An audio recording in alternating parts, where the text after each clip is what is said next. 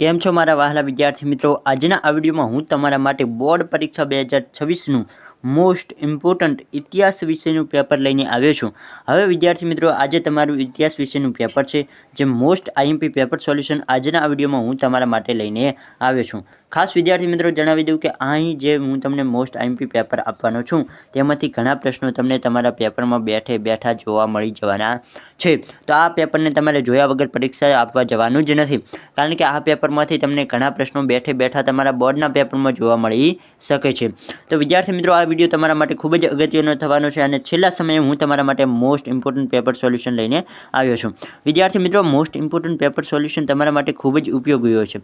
આની પહેલાં પણ મેં એક તમારા માટે મોસ્ટ આઈએમપી પેપર સોલ્યુશનનો વિડીયો અપલોડ કર્યો છે. તે પણ ના જોયો હોય તો તે પણ વિડીયો તમે જોઈ શકો છો, અને આ વિડીયોને પણ તમારે અંત સુધી જોઈને જવાનો છે. હું જે પ્રશ્નોના જવાબ આપું તે દરેક પ્રશ્નોને વાંચીને જવાના છે. એના સિવાય તમારે સંપૂર્ણ પેપર હું તમને જે આપું તે દરેક પેપરને તમારે એકવાર જોઈ લેવાનું છે અને પ્રશ્નોને પાકા કરી લેવાના છે. વિદ્યાર્થી મિત્રો, તમારા માટે જે મોસ્ટ આઈએમપી પેપર હોય છે તેમાંથી તમે ઘણા ખરા ગુણ કવર કરી શકો છો, કારણ કે મોસ્ટ આઈએમપી પેપર હોય તો એમાંથી ઘણા ખરા પ્રશ્નો તમને બેઠા બેઠા તમારા બોર્ડ પેપરમાં જોવા મળી શકે. જો તમે આ પ્રશ્નોને સારી રીતે વાંચીને ગયા હોય તો તમે કેટલા બધા ગુણ સારી રીતે મેળવી શકો છો. પરંતુ જો તમે આ વિડીયો જોયો પરંતુ તમે સરખી રીતે આ વિડીયોને ન જોયો તો આ વિડીયો જોવાનો કોઈ મતલબ નથી. એટલે તમને અહીં જેટલા પ્રશ્નો આપું તે દરેક પ્રશ્નોને તમારે પાકા કરીને જવાના છે, એટલે કે વાંચીને જવાના છે. તો ચાલો વિદ્યાર્થી મિત્રો, હવે આજના વિડીયોની શરૂઆત કરીએ. તો વિદ્યાર્થી મિત્રો, અહીં સૌપ્રથમ આપણે વિભાગ એથી આપણે શરૂઆત કરીએ, જેમાં સૌપ્રથમ તમને 20 MCQ જોવા મળે છે. વિદ્યાર્થી મિત્રો, તમારે ખૂબ જ ફોકસ MCQ ઉપર કરવાનું છે. મેં MCQ માટે એક અલગ વિડીયો પણ બનાવેલો છે, જેમાં તમારા સ્વાધ્યાયના દરેક MCQનો સમાવેશ કરી નાખ્યો છે. તો એ વિડીયો પણ તમે જોઈ શકો છો, જેનાથી તમે MCQમાં ઘણા ખરા ગુણ કવર કરી લેશો. અને MCQનો વિભાગ એક એવો વિભાગ છે જેમાં તમે બેઠે બેઠા ગુણ મેળવી શકો છો. વિદ્યાર્થી મિત્રો, બીજા વિભાગમાં તમારે ગુણ કપાવવાની શક્યતા હોય છે, પરંતુ વિભાગ એમાં તમે સારી રીતે તૈયારી કરો તો તમને પૂરેપૂરા ગુણ મળવાની શક્યતા રહે છે. તો સૌપ્રથમ વિદ્યાર્થી મિત્રો, પ્રશ્ન નંબર 1 આપ્યો છે કે રાષ્ટ્રીય અભિલેખાગાર ક્યાં આવેલું છે? જવાબ આવતો તો ફટાફટ કોમેન્ટ બોક્સમાં લખી શકો છો. વિદ્યાર્થી મિત્રો, રાષ્ટ્રીય અભિલેખાગાર ક્યાં આવેલું છે? તો રાષ્ટ્રીય અભિલેખાગાર દિલ્હી આવેલું છે. વિદ્યાર્થી મિત્રો, ખાસ યાદ રાખજો, બોર્ડ પરીક્ષામાં પૂછાય એવો પ્રશ્ન છે, તો પાકો કરીને જ જવાનો છે. તો ખાસ વિદ્યાર્થી મિત્રો પાકો કરી લેજો. પ્રશ્ન 2, ઈસવીસન 1857ના મહાવિદ્રોહ પર સંશોધન કરનાર ગુજરાતી ઇતિહાસકાર કોણ હતા? તો વિદ્યાર્થી મિત્રો, 1857ના મહાવિદ્રોહ પર સંશોધન કરનાર ગુજરાતી ઇતિહાસકાર કોણ હતા? ફટાફટ જવાબ આપતો તો તમે કોમેન્ટ બોક્સમાં લખી શકો છો. જો આવા પ્રશ્નોના જવાબ પણ તમને ના આવડતા હોય તો તમારે ખૂબ જ તૈયારી કરવાની જરૂર છે, કારણ કે પહેલું પ્રકારના પ્રશ્નો તો તમને મોઢે હોવા જોઈએ, વગર વિકલ્પ હોય તમને જવાબ આવડવા જોઈએ. તો શું જવાબ આવશે વિદ્યાર્થી મિત્રો? તો કે રમણલાલ ધારૈયા. આગળ વાત કરીએ વિદ્યાર્થી મિત્રો, પ્રશ્ન નંબર 3 કે શીખ રાજ્યનું વિલીનીકરણ કોણે કર્યું હતું?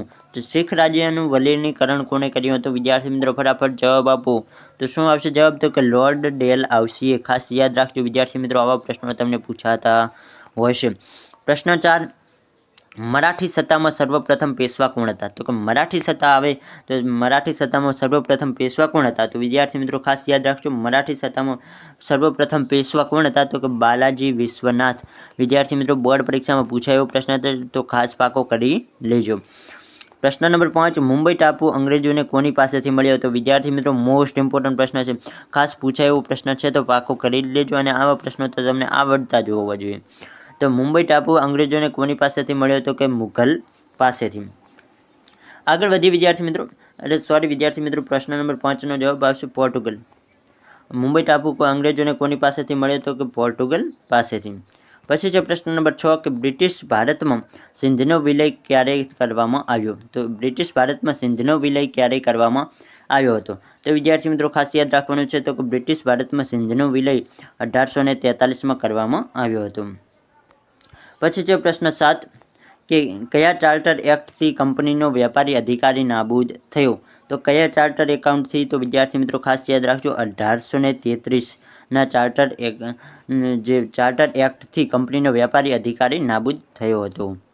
આગળ વધીએ પ્રશ્ન નંબર 3 વિદ્યાર્થી મિત્રો, ખૂબ જ ઇમ્પોર્ટન્ટ કે કયો ગવર્નર જનરલ ભારતમાં પોલીસ તંત્ર શરૂ કરનાર હતો? વિદ્યાર્થી મિત્રો, બોર્ડ પરીક્ષામાં પૂછાઈ ગયેલો પ્રશ્ન છે, તો ખાસ યાદ કરી લેજો. હજી સુધી ન આવડતો હોય તો, અને બોર્ડમાં ઘણીવાર પૂછાઈ ગયેલો છે, એવું નથી કે એકવાર પૂછાણો છે, તો તમારે ખાસ પાકો કરી લેવાનો છે. વિદ્યાર્થી મિત્રો, કયો ગવર્નર જનરલ ભારતમાં પોલીસ તંત્ર શરૂ કરનાર હતો? તો ભારતમાં કયા ગવર્નરે પોલીસ તંત્ર શરૂ કર્યું હતું વિદ્યાર્થી મિત્રો? તો જવાબ આવશે લોર્ડ કોર્નવોલિસ. આગળ વધીએ પ્રશ્ન 9 કે પેશવા બાજીરાવ બીજાનો દત્તક પુત્ર કોણ હતો? વિદ્યાર્થી મિત્રો ખાસ યાદ રાખજો કે દત્તક પુત્રનું નામ આવે તો તમારે યાદ રાખવાનું છે કે દત્તક પુત્ર કોણ? તો કે નાના સાહેબ. પેશવા બાજીરાવનો દત્તક પુત્ર તો કે નાના સાહેબ. પછી આગળ વધીએ પ્રશ્ન નંબર 10 કે ખ્રિસ્તી ધર્મના પ્રચાર પ્રસાર માટે કોનો સહયોગ લેવામાં આવતો હતો? તો ખ્રિસ્તી ધર્મના પ્રચાર માટે કોનો સહયોગ લેવામાં આવતો હતો? વિદ્યાર્થી મિત્રો જવાબ આવતો હોય તો ફટાફટ કોમેન્ટ બોક્સમાં જણાવી શકો છો. તો કે પોલીસનો. કોનો સહયોગ લેવામાં આવતો હતો? તો કે પોલીસનો. ખ્રિસ્તી ધર્મના પ્રચાર માટે પોલીસનો સહયોગ લેવામાં આવતો હતો. પ્રશ્ન 11 ભારતનો વહાણ બાંધવાનો ઉદ્યોગ કોના એ જ ઉદ્યોગથી ચડિયાતો હતો? આ તો સરળ છે વિદ્યાર્થી મિત્રો કે ભારતનો વાહન બાંધવાનો ઉદ્યોગ કોનાથી ચડિયાતો હતો? કે અંગ્રેજોથી, ઇંગ્લેન્ડથી. પછી છે પ્રશ્ન 12 કે ઢાકાનું કયું વસ્ત્ર વિશ્વ વિખ્યાત હતું? વિદ્યાર્થી મિત્રો મોસ્ટ ઇમ્પોર્ટન્ટ પ્રશ્ન છે.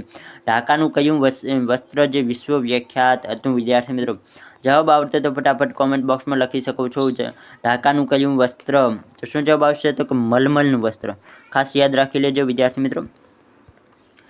રામકૃષ્ણ મિશનની સ્થાપના કોણે કરી હતી? તો કે રામકૃષ્ણ જે મિશન હતું તેની સ્થાપના કોણે કરી? તો કે સ્વામી વિવેકાનંદ. આ તો વિદ્યાર્થી મિત્રો પ્રશ્નનો જવાબ આવડવો જોઈએ. મોસ્ટ ઇમ્પોર્ટન્ટ પ્રશ્ન છે.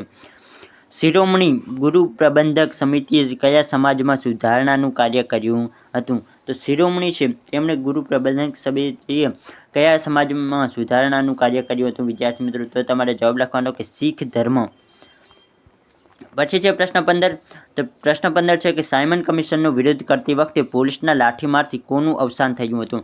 વિદ્યાર્થી મિત્રો ખૂબ જ ઇમ્પોર્ટન્ટ પ્રશ્ન છે કે સાયમન કમિશનનો વિરોધ કરતી વખતે પોલીસના લાઠીમારથી કોનું અવસાન થયું હતું? તો કે લાલા લજપત રાયનું. ખાસ યાદ રાખી લેજો વિદ્યાર્થી મિત્રો. લંડનમાં ઇન્ડિયન હોમ રૂલ સોસાયટીની સ્થાપના કોણે કરી હતી? તો લંડનમાં ઇન્ડિયન હોમ રૂલ સોસાયટીની સ્થાપના કોણે કરી હતી વિદ્યાર્થી મિત્રો? તો કે શ્યામજી કૃષ્ણ વર્મા. શું જવાબ આવશે? તો કે શ્યામજી કૃષ્ણ વર્મા એ સાચો વિકલ્પ છે. લંડનમાં ઇન્ડિયન હોમ રૂલ સોસાયટીની સ્થાપના શ્યામજી કૃષ્ણ વર્માએ કરી હતી. સ્પેસ એપ્લિકેશન સેન્ટર ક્યાં આવેલું છે વિદ્યાર્થી મિત્રો? ખાસ યાદ રાખી લેજો. જો હજી સુધી ખબર ના હોય તો પાકો કરી લેજો, કારણ કે અમદાવાદમાં આવેલું છે. ક્યાં? સ્પેસ એપ્લિકેશન સેન્ટર અમદાવાદ ખાતે આવેલું છે. વાત કરીએ પ્રશ્ન નંબર 18 કે કઈ પંચવર્ષીય યોજના 1 વર્ષ પહેલી સમાપ્ત થઈ હતી? વિદ્યાર્થી મિત્રો ખૂબ જ અગત્યનો પ્રશ્ન અને મોસ્ટ ઇમ્પોર્ટન્ટ પ્રશ્ન છે. આ વખતે હશે જ વિદ્યાર્થી મિત્રો તો ખાસ પાકો કરી લેજો. કઈ પંચવર્ષીય યોજના 1 વર્ષ પહેલી સમાપ્ત કરી દેવામાં આવી હતી? તો કે 5મી પંચવર્ષીય યોજના 1 વર્ષ પહેલાં સમાપ્ત કરી દેવામાં આવી હતી. ઇજિપ્ત પર કોનું વર્ચસ્વ હતું? તો કે ઇજિપ્ત દેશ હતો તેના ઉપર કોનું વર્ચસ્વ હતું?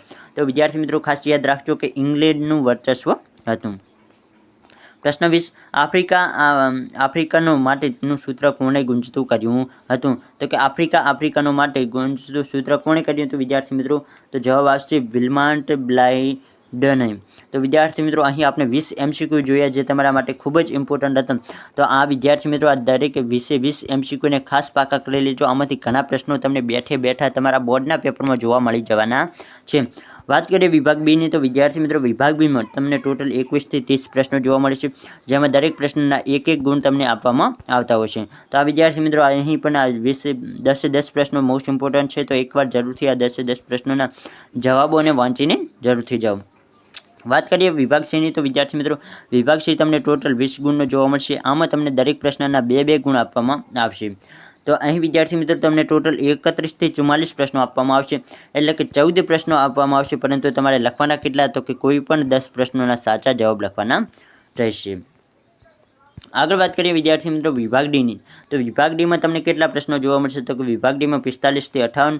તેમાં પણ તમારે કોઈ પણ 10 સાચા પ્રશ્નોના જવાબ લખવાના રહેશે જે તમને આવડતા હોય તે. તો વિદ્યાર્થી મિત્રો અહીં પણ તમને દરેક મોસ્ટ IMP પ્રશ્નો આપેલા છે. તો આ પણ દરેક પ્રશ્નોને એકવાર જરૂરથી જવાબ સાથે વાંચીને જજો. અને જો તમારી પાસે નવનીત ન હોય તો હું તમને ખાસ જણાવી દઉં કે આપણી વેબસાઇટ ઉપર નવનીત અવેલેબલ છે. તો આપણી વેબસાઇટનું નામ છે વાઇટલ ખબર. તો તમને ના ખબર હોય તો વિદ્યાર્થી મિત્રો વાઇટલ ખબર ઉપર જઈને તમે વાંચી શકો છો. જો વાઇટલ ખબર તમને ના મળે તો હું તમને ડિસ્ક્રિપ્શનમાં વેબસાઇટની લિંક આપી દઈશ. તમને જો સર્ચ કરતા ના આવડે તો હું આપણી વેબસાઇટની લિંક તમને ડિસ્ક્રિપ્શન બોક્સમાં આપી દઈશ. તો ત્યાં તમને સંપૂર્ણ ધોરણ 12 ઇતિહાસ વિશેની નવનીત મળી જશે. તો ત્યાંથી પણ તમે પ્રશ્નોની સારી રીતે તૈયારી કરી શકશો. અહીં વિભાગીયના પણ મોસ્ટ આઈએમપી પ્રશ્નો આપેલા છે. તો વિદ્યાર્થી મિત્રો આ પ્રશ્નોને પણ એકવાર જરૂરથી વાંચી લેવા.